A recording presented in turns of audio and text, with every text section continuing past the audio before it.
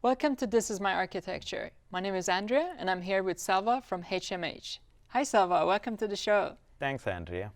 So what does HMH do?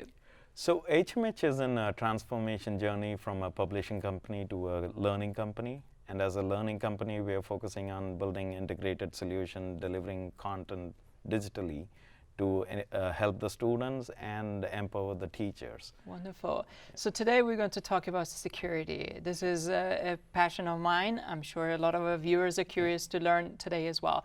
Yeah. So specifically, we're going to focus on lightweight PCI compliance infrastructure. Yeah. What is that? So this stems from the concept of whether you can have a security organization that is driven by risk or a security organization that is driven by compliance. And on brainstorming, we came up with this architecture to reduce the work on the compliance side so that we can start focusing more on the risk side. Oh, wonderful. Yeah. So I could see there's AWS services here. Assume it's running on AWS. Yeah. And so walk us through kind of a use case.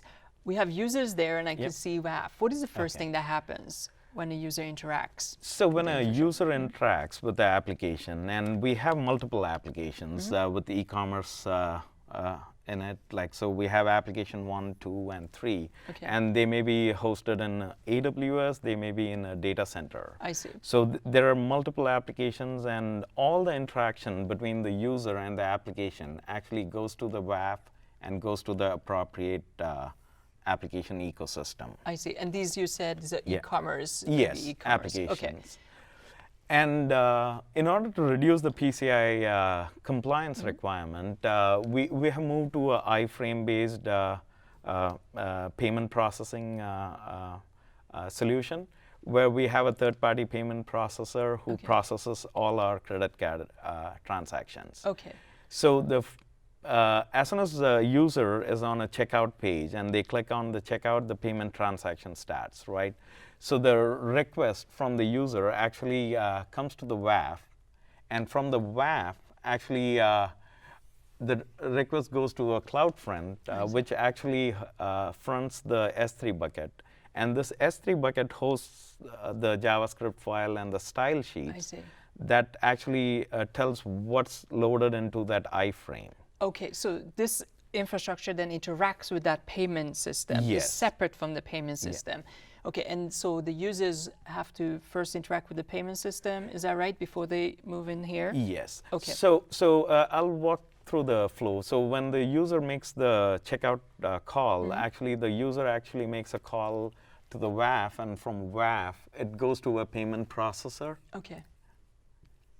And from a payment processor, they get a token, and that token is used to load the JavaScript file on the iframe to say what gets loaded into that iframe. I see. So one, we are actually offloading all this JavaScript file and style sheet that tells what's in that iframe to a centralized lightweight infrastructure to offload the compliance requirements from the application ecosystem.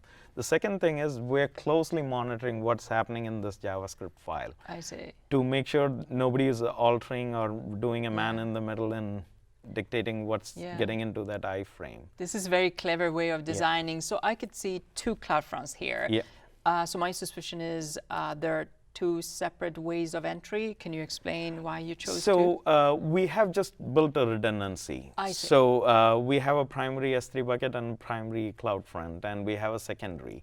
Okay. And we have load balancing mechanism available from the WAF that we use. And we use Imperva WAF, which has an application delivery concept and which tells how to route the traffic to primary or the secondary, depending on the conditions. I see. That so you it mentioned sees. iframes. So is that, you do some static web hosting on S3? Yes. Can you talk me a little bit more about what are you hosting here? So we have JavaScript files and we have style sheets that gets loaded into the iframe.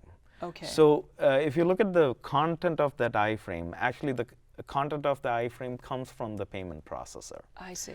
So literally in our ecosystem, we have no interaction with the card processing pages or anything related to that.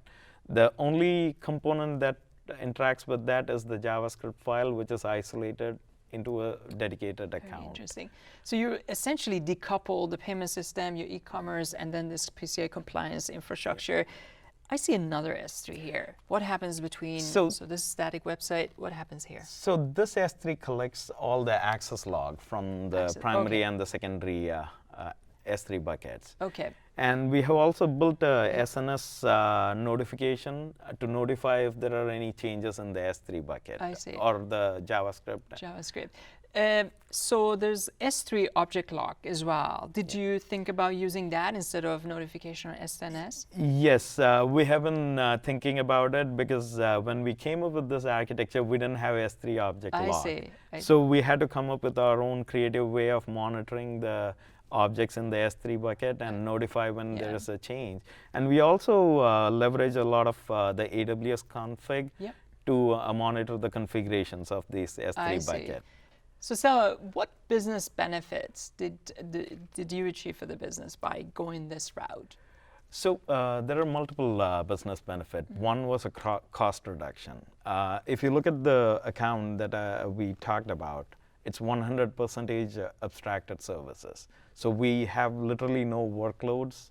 So we are reducing the cost on that, and we are reducing the overhead of pen testing all those workload and hardening those workload.